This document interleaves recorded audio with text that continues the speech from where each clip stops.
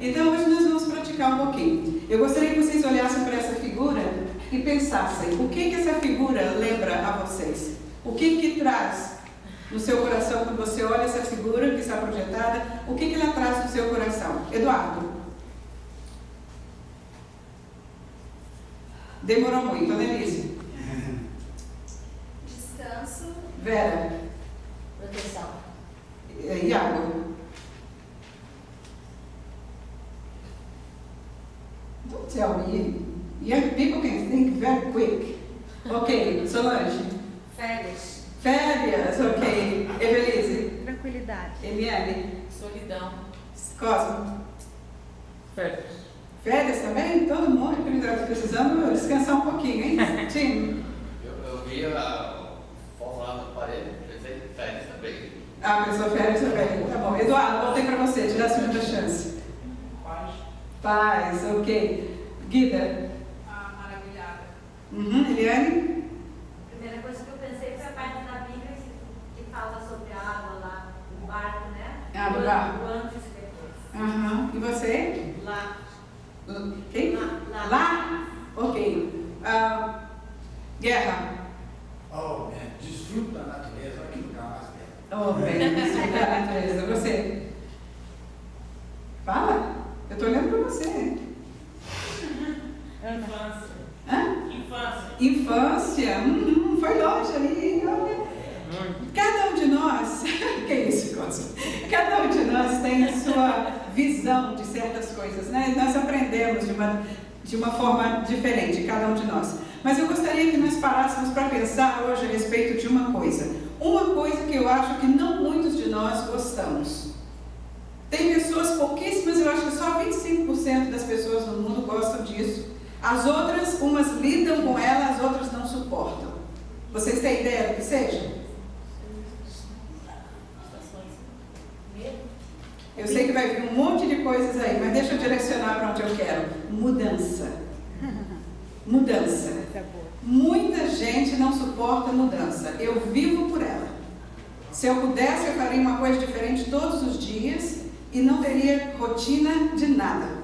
Para mim, mudança é a coisa mais gostosa que existe, me mantém viva. Se eu ficar fazendo uma coisa muito tempo, me mata. Ok? Mas tem gente que não pode nem ouvir a palavra, que arrepia e desmaia. Porque não pode lidar com mudança. Como que você lida com mudança na sua vida? Vamos lá, 3 pessoas me dá a sua posição. Como que você lida com a mudança? Chance de enfrentar o novo. Ok, e como que você... É uma chance. Como que você se vê frente a essa chance? Você abraça essa chance ou você teme? Eu abraço. Abraça. Uma pessoa que sinta diferente. Aceitação. Aceitação? Aceitação Aceitar porque que ele... tem algo novo. Mas sim, mas é aceitação alegre ou aceitação porque não tem outro jeito? Aceitação alegre. Aceitação alegre. Eu quero uma pessoa que sinta diferente. Enfrenta. Como? Aprimorando. Aprimorando. O que mais? Adequando, tá certo? Se adequar? Adequar? Sim. Se adequar, sim. Mas aí o adequar é porque você gosta de se adequar e é um ajuste que você quer ou é uma obrigação? Assim. Você gosta? Ok. Deixa para mais tarde. Até que eu achei alguém que não gosta de mudança. Deixa para mais tarde. Por quê? Só para ter uma ideia, né? Às vezes é necessário. É necessário. A mudança faz a gente crescer. A mudança faz a gente conhecer parte de nós que nós não conhecemos. E muitas vezes a mudança que parece ser ruim pode trazer alguma coisa muito beneficial para nós. Então eu quero caminhar um minutinho num pensamento com vocês. Eu quero que vocês conheçam essa história da águia, que talvez alguns de vocês já conheçam. A águia chega a viver 70 anos. Vocês sabiam disso? Mas para chegar a essa idade, aos 40, ela deve tomar uma difícil e séria decisão. Qual seria essa decisão? Vocês têm ideia? Arrancar as penas. Ela vai ter que fazer uma transformação total. Ela vai ter que passar por um daqueles programas de televisão, né? Que você entra de um jeito e sai totalmente transformada. Então ela tem que passar por isso. Ela tem somente 2 alternativas. Ela pode não fazer nada e morrer, ou ela pode enfrentar um doloroso processo de renovação que dura 150 dias. Quantos meses são 150 dias? 6 meses praticamente. 5 meses, né? 5 vezes 3, 15, 5 meses, basicamente, ela leva fazendo essa transformação. Agora, olha só o que ela passa dentro dessa transformação.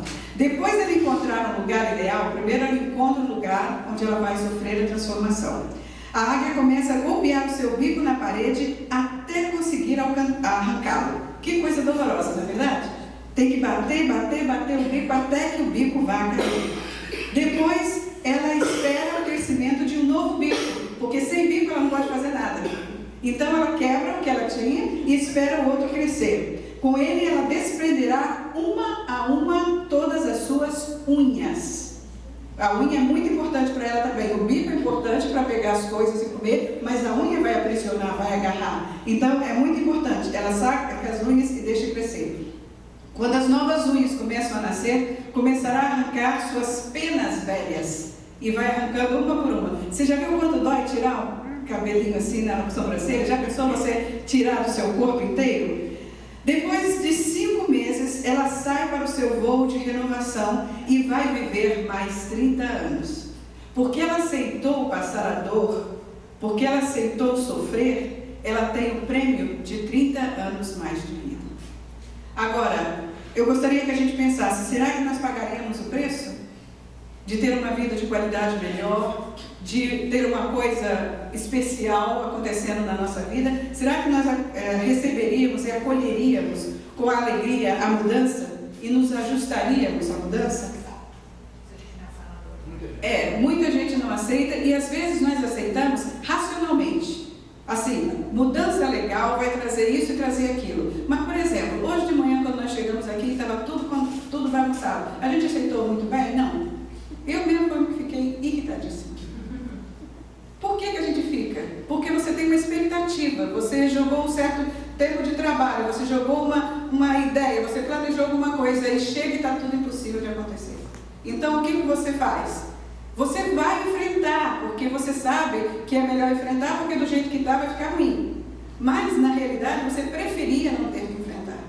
Não é verdade? Então muitas vezes, mesmo gostando de mudança, quando a gente se depara com o momento da mudança, a gente tem dificuldade. Eu estou passando por um momento semelhante agora. Vocês todos sabem do meu problema do ombro, que eu já estou há uns 9 meses, eu espero que já nasça pronto, para poder acabar com ele. Mas agora eu comecei um tratamento e a primeira coisa, no primeiro dia que eu cheguei lá, foi tão emocionante e tão esperançoso, que eu cheguei e o fisioterapeuta olhou para mim, viu a avaliação, conversou comigo, fez as perguntas e disse assim, bem, eu quero deixar claro uma coisa para você, vai doer e muito, e tem que doer, se não houver dor, não há cura. Ótimo, né? Tudo que eu estava esperando depois de 9 meses de dor, eu vou esperar mais dor. Mas o ponto é esse, você quer ficar curado? Você vai ter que passar pela dor, não tem como fazer volta nela. Então muitas vezes a gente corre de ganhar coisas melhores porque a gente não quer passar a dor. Você quer alcançar o voo da vitória? Você deixaria para trás os costumes, as tradições e as recordações dolorosas? Será que nós somos capazes de cada etapa, cada período, cada capítulo da nossa vida, começar uma folha em branco e não uma folha suja de um monte de memórias passadas, de um monte de expectativas, de um monte de inflexibilidades que a gente desenvolve e dá outro capítulo? Cada capítulo que passa na nossa vida, ele vai formando alguma coisa em nós. E muitas vezes nós vamos nos tornando menos flexíveis, menos ajustáveis, menos adaptáveis. Então uma das perguntas é essa, você deixaria para trás costumes que não estão servindo, tradições que não estão servindo, recordações dolorosas? Que decisão você tomaria? E a decisão é essa, morrer ou ser transformado? Irmãos, não pense que isso é fácil não. A gente vai passar muitas vezes, eu acho que vocês já passaram muitas vezes por esse tipo de decisão. Alguém aqui já passou? Alguém já teve que decidir seriamente uma transformação pesada? Eu acho que cada um de nós que está aqui nos Estados Unidos fez uma decisão nesse ponto, né? Deixar o nosso país e vir para cá. Foi a decisão forte. Então, você tentaria encontrar um novo caminho ou você se acomodaria e não passaria pela transformação? Essa é uma coisa que eu gostaria de pensar. Mudanças. As mudanças são muito necessárias. Os ajustes são muito necessários. Nós temos diferenças de temperamento. Cada temperamento vê mudança de uma forma diferente. Mas o ponto é, eu gostaria que sempre a gente pudesse pensar nisso.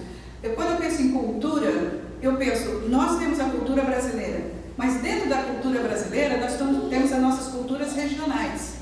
Dentro das culturas regionais nós temos as culturas dos nossos estados.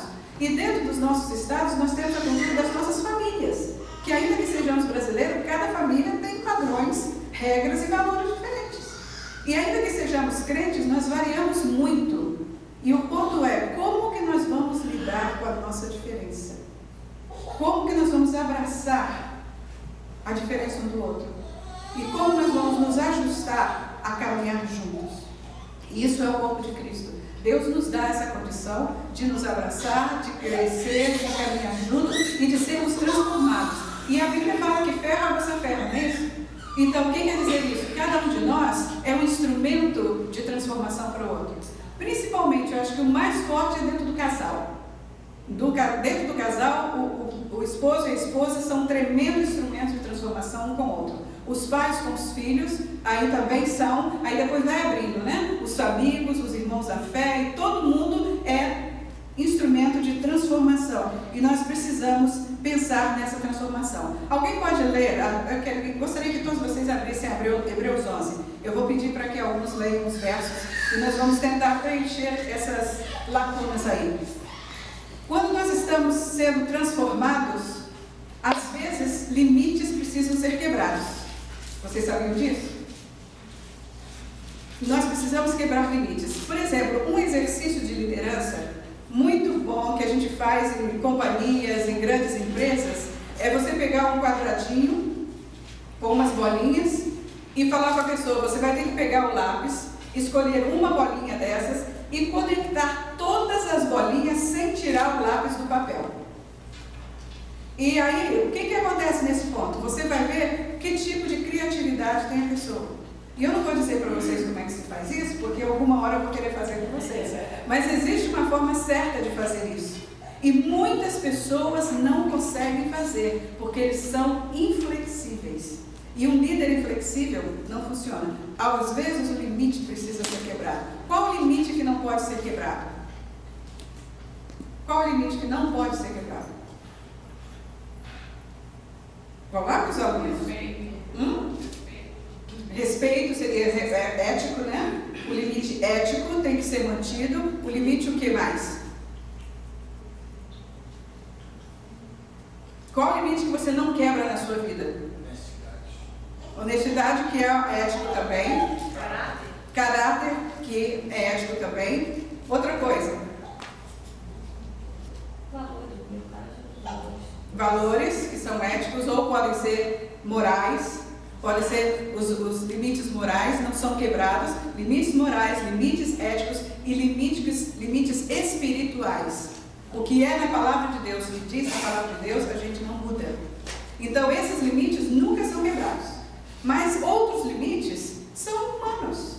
São decisões, são preferências, são colocações pessoais. Então, esses podem ser quebrados. Então, vamos ver Hebreus 11, o verso 8, 9 e 10. Eu queria que cada uma pessoa lesse um verso.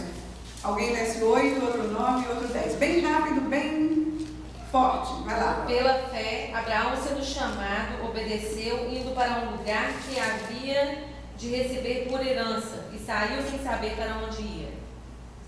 9. Pela fé, peregrinou na terra da promessa.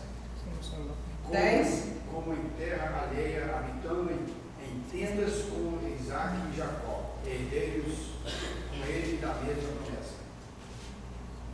Porque esperava a cidade que tem fundamentos, da qual o arquiteto e construtor é Deus. Então nós vemos aí o que aconteceu com Abraão. Ele saiu sem saber para onde ia. Ele foi enfrentar o desconhecido. Essa é outra coisa que a gente teme, não é? Enfrentar o desconhecido, enfrentar riscos. Muitos de nós querem mudanças, mas desde que nós saibamos que não existe risco, que eu não vou ter nada que venha contrário a mim. Se tiver tudo arranjadinho, tudo no lugar, tudo certinho, eu mudo. Mas eu não quero enfrentar riscos. Então, o que Abraão fez? Ele saiu de onde ele não, do lugar que ele conhecia para onde ele não sabia para onde ir. Na realidade, Deus disse para Abraão, em outras palavras, o seguinte: eu vou com você, eu sou o seu mapa. Você não precisa de mapa, você não precisa saber para onde ir. Nós vamos juntos, né? Então, para ele foi uma coisa nova, ele sair da sua terra, e outra coisa é sair sem saber para onde ia. Quantas vezes você seria capaz de fazer isso? Quantas vezes você seria capaz de fechar os olhos e confiar em Deus o suficiente para seguir de olhos fechados o que Deus te disser? Uma mudança de profissão, uma mudança de cidade, uma mudança de amizades, uma mudança de parâmetros de vida. Como você seria, como você faria frente a essa situação? Nós temos que entender que Deus é suficiente. Se nós não sabemos o que temos, para onde vamos, como vamos resolver, não importa. Nós não sabemos, mas nós conhecemos quem sabe. E a nossa fé tem que estar nele. Ele tem que ser o nosso parâmetro. Deus é suficiente. Alguém lê para mim o verso 11 e outra pessoa lê o verso 12. Pela fé, até a própria Sara recebeu a virtude de receber um filho, mesmo fora da cidade, porquanto teve por fiel aquele que lhe havia prometido. Assim, de um só homem que estava praticamente morto, nasceram tantos descendentes como as estrelas do céu, tão numerosos como grãos de areia da praia do mar.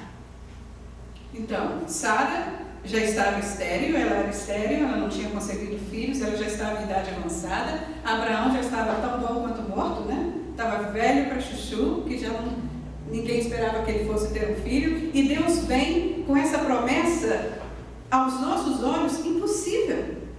Como que uma mulher que foi estéril por 80 anos vai ter um filho agora? Como que um homem que está quase à beira da morte vai ter um filho agora? Como que essa ideia pode entrar na nossa cabeça? O ponto é que ela, mesmo sendo estéril, ela concebeu um filho. O que a gente tem que muitas vezes ficar calma diante de quê? Do impossível. Gente, impossível não é limite para nós. Impossível não é limite para nós. Por que não é? O meu Deus é o Deus Do impossível. do impossível. O impossível é o normal de Deus. Pensa numa coisa que você faz com toda tranquilidade, que você faz sabendo o que você está fazendo. Não é como eu cozinhando, não. É fazendo mesmo, sabendo o que está fazendo. Se você faz isso com toda tranquilidade, você acha até que é uma coisa sem importância, porque é tão fácil. Isso é que é o impossível para Deus. Impossível é a natureza dele, tudo que é impossível ele pode fazer. Então nós precisamos entender que o impossível, quanto mais impossível, melhor nós estamos. Porque o possível a gente ainda acha que pode resolver. E aí a gente pode atrasar a resolução da nossa vida. Mas se ficar no nível do impossível, a gente sabe que não pode. E aí a gente descansa e faz o quê? Deixa Deus atuar, não é verdade? Então o impossível é natural para Deus, porque Deus é um Deus todo-poderoso. Então, lembra disso, nosso Deus é suficiente, nosso Deus é todo-poderoso. Nós não temos que temer o desconhecido nem os riscos, nós não temos que temer o impossível. Seguindo no verso, eu quero que alguém leia o 13 e outra pessoa leia o 14. Vamos ver o que esses dois versos dizem para a gente. Todos esses morreram na fé, sem obtível as promessas, vendo-as, porém, de longe, e saudando-as, e confessando que eram estrangeiros e peregrinos sobre a terra. 14. Porque os que isso dizem diretamente mostram que buscam uma pátria. Então, nesses versos, o que nós vimos? Nós vimos que esse verso chama atenção para a falta de resultados imediatos. Nesse tempo de fast food, tudo rápido, tecnologia rapidíssima. Gente, é incrível como a mente da gente se adapta a certas coisas que você nem percebe. Eu lembro que quando eu tinha 13, 14 anos, eu trabalhava com meu irmão na marmoraria do meu pai. E eu trabalhava ajudando meu irmão a fazer as folhas de pagamento, que eram feitas em folha de papel ao maço, dobradas no meio. Primeiro a gente tinha que riscar a folha todinha, de todas as direções, depois dobrar ao meio, botar na máquina de escrever e com a pontaria certeira botar os números nos quadradinhos que tinham sido feitos. E pior de tudo, eu tenho um irmão perfeccionista, meu irmão mais velho. Cada vez que o número batia na linha, ele amassava tudo e disse, começa de novo. Amassava tudo e começa de novo. Por isso eu sou tão chata como eu sou. É culpa do meu irmão. Eu aprendi a fazer tudo na linha, antes da linha. Não se bate na linha. Então, esse ponto, falta de resultados imediatos. Quantas vezes nós não temos paciência? Hoje eu ligo o computador e fico zangado com o computador porque demora 3 segundos. Olha o tempo que eu gastava de fazer a folha toda. E quantas vezes repetir? Então, nós queríamos resultados imediatos. E muitas vezes nós não pensamos que muitas das promessas, dos pedidos que nós fazemos, que nós vimos nos capítulos de Apocalipse, alguns pedidos que nós fazemos não vão ser respondidos no nosso tempo de vida, que vão ser respondidos depois da nossa morte. E é o que ele está falando aqui. Eles caminhavam como que vendo as promessas, mas eles não as alcançaram. Mas eles confiaram num Deus que cumpre promessas. E eles morreram em paz porque eles sabiam que as suas orações estavam postas diante de Deus. E ele agora, que não podiam olhar a resposta da promessa nessa vida, eles agora passavam a olhar uma terra prometida, um lar celestial, para onde eles iriam e de onde essas promessas seriam respondidas. Então, sem haver alcançado as promessas, muitas vezes nós temos que caminhar, mas não caminhamos como derrotados, caminhamos como quem sabe que a resposta vai vir no tempo de Deus. E nós descansamos porque Ele não vai deixar de nos dar a resposta. Verso 15 e 16. Se eles tivessem desejado, poderiam ter voltado às coisas boas deste mundo. Mas não quiseram. Eles estavam vivendo para o céu. Agora Deus não se envergonha de ser chamado seu Deus, pois fez uma cidade celestial para eles. Foi os 2 versos? 15 e 16, ok. Então, eles queriam algo melhor, mas eles não desistiam de Deus. Eles podiam dizer assim, está demorando muito, vamos fazer como Sara e Abraão fizeram. A promessa de Deus, o filho está demorando muito, vamos pegar a serva, né, a escrava, e ter um filho através dela, já que a mulher não pode ter um filho, já ela é estéril. Quer dizer, muitas vezes nós resolvemos soluções humanas, porque nós achamos que a resposta está demorando. Quando na realidade Deus tem a resposta e tem o tempo certo. No verso anterior eu não coloquei, Deus é fiel, por isso a gente pode caminhar sem os resultados serem mostrados.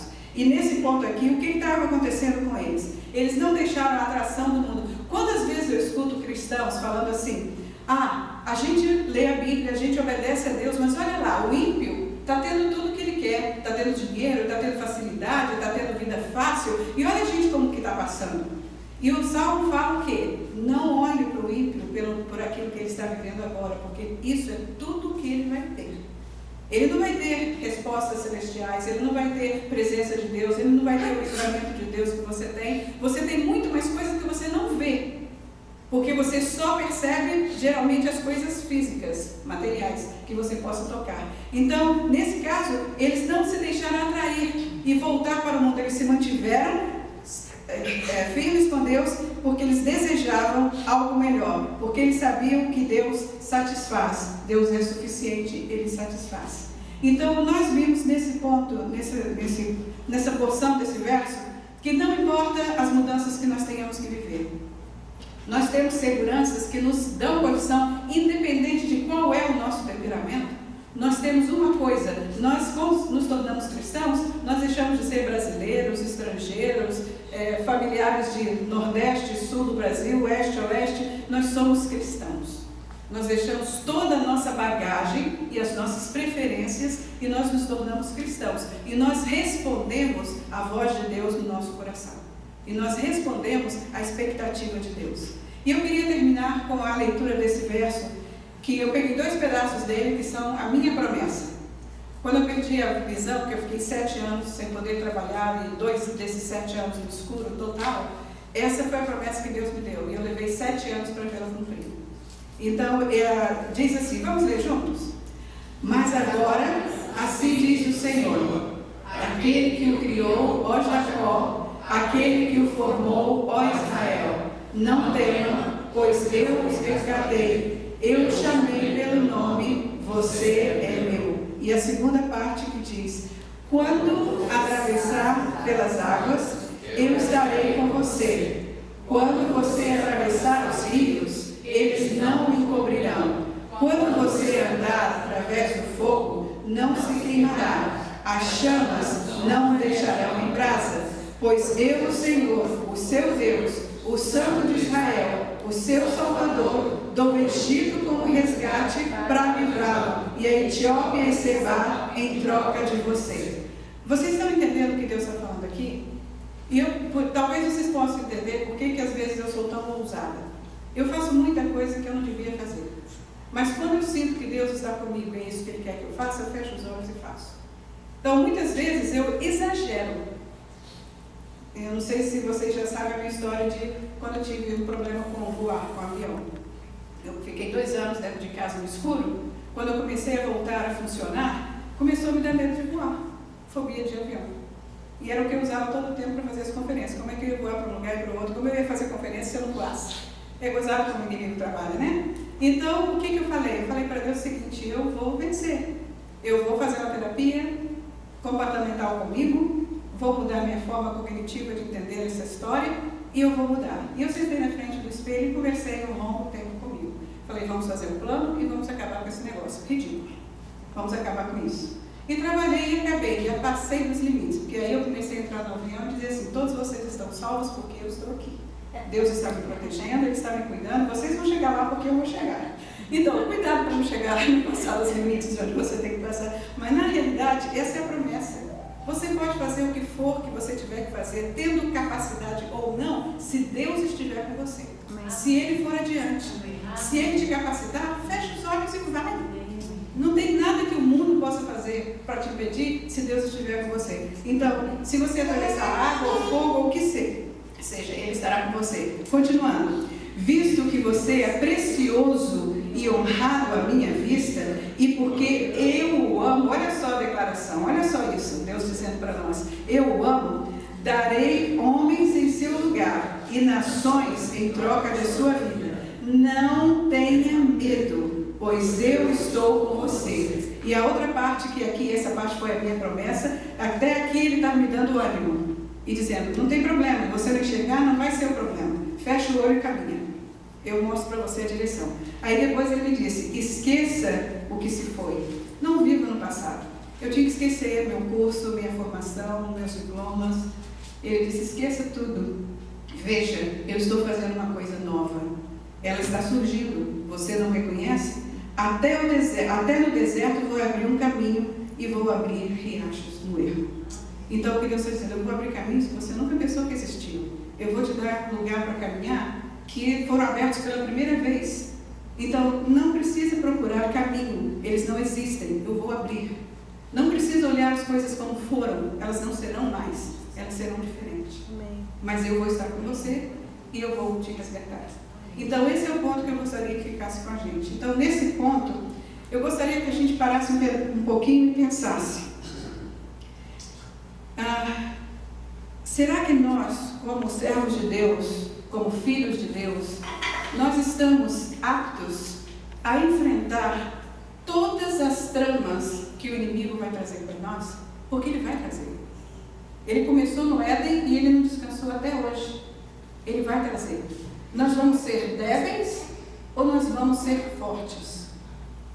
Nós vamos ficar apavorados com sonhos e pesadelos que o inimigo tenta botar na nossa cabeça? Ou nós vamos nos firmar no conhecimento de Deus e da vontade dEle que nós temos no nosso coração? O que vai predominar na nossa vida? Nós vamos deixar o nosso temperamento ditar as nossas decisões ou nós vamos submeter o nosso temperamento à vontade de Deus? Nós vamos deixar as nossas culturas familiares e sei lá de quê ditarem como a nossa vida vai ser, ou nós vamos começar uma vida nova? E começar uma vida nova. E começar uma vida nova. E começar uma vida nova. Amém. E começar uma vida nova. Não tem parada. Não tem um lugar que você vai parar e dizer assim: aqui eu estacionei, aqui Deus não vai me mover. Não. Ele vai te mover constantemente. constantemente. Ele vai trazer desafios constantemente, porque Ele quer que nós cresçamos. E nós não crescemos sem desafios. Então, nós vamos ficar 80, não foi 80, estou exagerando, é 40 anos. 40 anos rodando em volta da montanha, ou nós vamos chegar na Terra Prometida em 2 dias? Nós impedimos a chegada rápida, somos nós que decidimos se chegamos ou não chegamos. Então, eu gostaria que a gente parasse para pensar um pouquinho. A minha vida com Deus está no lugar que deveria estar? A vida que Deus quer que eu esteja? Eu estou amando as coisas que Deus ama? Eu estou valorizando o tempo da forma que Deus valoriza?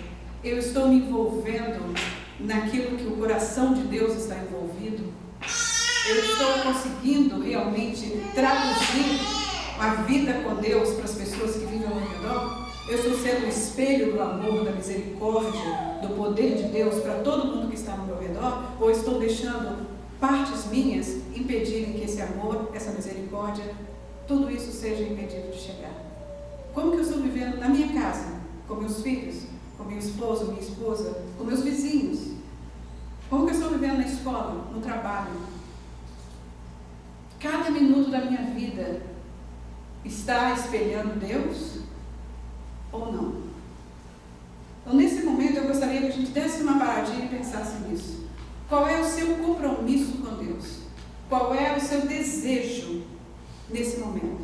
Você tem o desejo de agradar a Deus, obedecer a Deus, mas está longe de conseguir, tem muito que caminhar? Escolhe uma pessoa, um parceiro de oração, ora com alguém, pede alguém para orar com você 2 vezes por semana, telefona para mim, vamos orar, eu preciso de alguém orando comigo constantemente. Seja humilde e peça aquilo que você precisa. E peça alguém para caminhar com você, para estar ao seu lado naqueles momentos. Se você está passando ou vai passar por um momento difícil, lembre de pedir alguém para caminhar esse momento difícil com você. É claro, nós sabemos que Deus está conosco, mas é muito mais fácil quando a gente tem um ombro ou uma mão que a gente pode tocar, certo? Então, eu gostaria que você pensasse nesse momento. Você vai se deixar ser vulnerável ao amor de Deus? E amar as pessoas através do amor de Deus? E servir, e ser servido, e pedir ajuda? Sem preconceitos, sem orgulho? Ou você vai se manter no mesmo casulo? Como aquela borboleta que tinha que sair em poucos meses, mas tem anos que está tentando sair do casulo, ou talvez acomodado dentro do casulo. Então, eu gostaria que nesse momento a gente fosse diante de Deus. Depois que a gente orar, eu vou pedir que você, cada um de vocês, me diga, nesses últimos 4 meses, o seu estudo da escola dominical significou o que para você? Houve transformação? Houve aprendizado? O que você tirou? Uma coisa, uma pérola que você tirou. Porque se não tirou, a gente não está fazendo nada.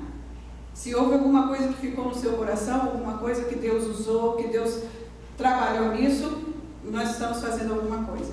Então, não é só conhecimento racional. A gente tem que adquirir o conhecimento aqui e trazê-lo para cá. E essa é a importância. Então, nós vamos diante de Deus nesse momento, colocar diante dele tudo que a gente pode colocar e depois a gente vai conversar um pouquinho para terminar esse período. Senhor Deus, nós te agradecemos por esta manhã. Te agradecemos, Senhor, por tudo aquilo que o Senhor tem feito conosco e através de nós. Nós te pedimos que o Senhor venha estar conosco nesses outros minutos que vamos estar aqui. Cada um vai estar falando alguma coisa, Senhor, a respeito daquilo que ele tem aprendido, do que o Senhor tem trazido para ele, como o Senhor tem trabalhado no coração deles. E eu te peço, Senhor, que o Senhor traga à memória deles aquilo que eles precisam falar, que eles possam relembrar, porque muitas vezes nós aprendemos coisas e nos esquecemos delas. Mas que o Seu Santo Espírito nos faça relembrar e que nos ajude a ter essas coisas na frente dos nossos olhos todo o tempo, para que nós possamos crescer e nos fortalecer nelas. Quantas mudanças, Senhor, o Senhor já fez na nossa vida? Quantos momentos de transformação o Senhor já nos proporcionou? Mas muitas vezes a gente volta para casa, não reafirma, não traz aquilo diante dos nossos olhos, não se fortalece e aquele momento passa e se perde. Senhor, te peço que o Senhor não permita que isso aconteça conosco. O Senhor nos ajude, Senhor, a trazer sempre aqueles desejos do seu coração dentro do nosso coração. E que nós tenhamos essas transformações necessárias sempre diante dos nossos olhos. Te agradecemos porque o Senhor é um Deus que se revela. Um Deus que traz para nós conhecimentos que nós nunca poderíamos obter. Te agradecemos porque o Senhor é um Deus maravilhoso. Um Deus sem igual. E nós te agradecemos por tudo isso. Reconhecido, Senhor, que nós não temos nenhum valor que possamos oferecer ao Senhor, mas tudo que temos é o nosso coração e a nossa vida. Senhor, não nos deixe impedir o seu trabalho dentro do nosso coração. Te pedimos isso em nome do amor de Jesus. Amém. Muito bem. Quem vai ser o primeiro? Ok, vai lá. Os estudos sobre Apocalipse, que eu já conheço até o fim, já despertou em mim o maior desejo de evangelizar, porque eu fui praticando e queremos realmente ganhar almas para o Senhor. Então, é isso que significou para você. Então, mais alguém? Rafael. O estudo da família, acho que foi muito importante para mim e para minha esposa. Nós tivemos uma mudança, né, grande. A gente veio do Brasil tem um ano, fez um ano agora esse feriado. E além da mudança de cultura, a gente teve a Mia. E aí, com a vinda para cá, a Valéria começou a trabalhar. E aí, alguns valores estavam vamos dizer assim, sendo trocados. E eu acho que a palavra da família que você deu, do papel do homem, do papel da mulher, eu acho que somou muito na nossa vida. Assim, a gente tem aprendido muito, né, com isso e tentado praticar também. Jogando orientação para a gente. Nossa vida foi muito importante, foi um aprendizado muito bom. Eu costumo dizer que eu aprendi esse dona de casa aqui. No Brasil. Tá até cozinhando já. Tá até cozinhando? Oh, melhor que eu!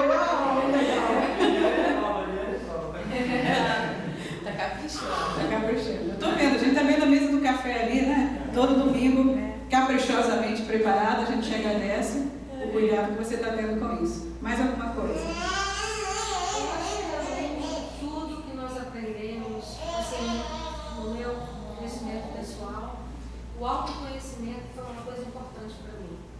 Porque em cada lição, em cada domingo, ou Apocalipse, ou família, ou filhos, eu pude avaliar o meu conhecimento e enxergar realmente onde eu estava. E a minha visão em relação a muitas coisas, tanto a palavra de Deus como ao meu comportamento em casa, como mãe, como esposa.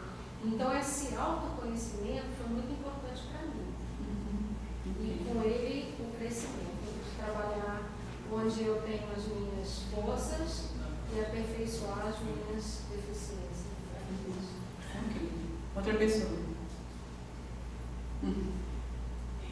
Deus me revelou assim, né, durante esses estudos, assim, o quanto é importante o conhecimento, né, que o povo oferece por falta de conhecimento. E até o Apocalipse, quantas vezes em algumas igrejas eles oram, a gente já leu, só que é aquela leitura por cima. E como abre assim, com esses estudos de Apocalipse principalmente, a gente pensa, uau, eu nunca pensei que aquelas coisas estivessem na Bíblia. E faz assim o quanto é importante o conhecimento e a gente colocar em prática. Outra pessoa? Sim. E foi fortalecimento uma vez que você disse, aprender e aprender mais. Foi tão impactante que eu estou fazendo coaching americano e a mudança que tem feito de vida, ela é tremenda. Opa! Vamos ter um coach aqui em pouco tempo. Yes! Mais um. Eu quero mesmo, se vocês diz uma vez sobre a repetição das coisas em nossa vida, como a gente aprende mais, e é verdade. Você vai aprender aquilo que é bom. Se você for ouvindo e ouvindo e ouvindo, vai chegar num ponto que você vai falar aquilo. Vai fazer a diferença. Ok, fala. Para mim, tanto no estudo de Apocalipse quanto no estudo sobre a família, foram estudos que eu, assim, tive a oportunidade de estar me espelhando aonde que eu me encontro e, assim, como Deus tem colocado no meu coração o desejo de falar da palavra, ganhar vidas, né? Se não falando, mas vivendo a palavra e não ouvir. Tem chegado lá. Ok, muito bem. Mais alguém? Esses domingos aqui juntos têm sido assim muito gratificante para mim, porque os estudos estão sendo maravilhosos da família, da Apocalipse, aprendi muito com eles, Mas como o nosso Deus é um Deus de detalhes, eu não posso deixar de falar também do amor e do carinho que vocês têm em transmitir essa palavra pra gente. Do amor que vocês compartilham conosco, da maneira de vocês agirem conosco. E uma das coisas assim que quando entrei aqui me tocou foi do culto começar 15 para as 11. Algo assim que Deus começou a falar no meu coração em relação ao que você falou sobre mudança. Até nesses 15 minutos na minha vida foi mudado. Porque a gente vem com aquela mentalidade que a igreja começa 10 horas e acaba 2 horas depois em ponto, tem um roteiro a ser seguido. Mas e se começar 15 minutos antes das 11? Sabe, assim, Deus quebrando a forma em mim, quebrando aquela rotina, aquele padrão de anos criado dentro de mim por igrejas e tal. Deus quebrando, não, eu quero algo novo, eu quero mudança, eu quero diferença, até mesmo no horário. Então, assim, tudo aqui Deus tem trabalhado, nos estudos, nos abraços de vocês, no lanche ali, tem sido muito bom, esse momento de confraternização da gente depois do culto, assim, lá Deus ainda está trabalhando, mesmo na nossa conversa, no nosso cafezinho, tem sido muito bom. Alguma coisa mais? Amém. Cada domingo, desde até mesmo no estudo de Apocalipse ou de família, eu tenho falado muito comigo, com o Júnior, né? Mas o principal ponto que Deus tem me levado a ver, a enxergar, é que não importa a situação, Deus está no controle de todas as coisas. E pode estar acontecendo o que for, o Senhor Ele nos ama e cuida da gente. Até mesmo a questão de Apocalipse. E tudo Deus tem um plano. Deus não é um Deus desorganizado. Em tudo Deus tem um plano. As coisas acontecem por um motivo, porque Deus tem algo a trabalhar na vida da gente. Então às vezes eu ficava assim, nossa, vai acontecer isso, vai acontecer aquilo. O que vai ser dos cristãos aqui na terra? Né? O que vai ser? Mas aí mostra a importância, a preocupação de Deus com a gente. Que então, a mesma pergunta que você tem, ele já tem resposta. Você ouvindo falar que Deus te ama é uma coisa. Agora você vivendo o amor de Deus é outra, ter segurança, saber que realmente o Senhor Ele se importa com você e Ele está no controle de tudo, Ele está cuidando. Está planejando, está tudo planejado, né? Não vai vir nada de última hora. Exato. Muito bem. Todo mundo já falou o que queria falar? Senão é sua última oportunidade. Ok.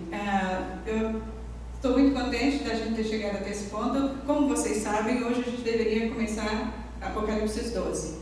E eu decidi não começar por 2 motivos.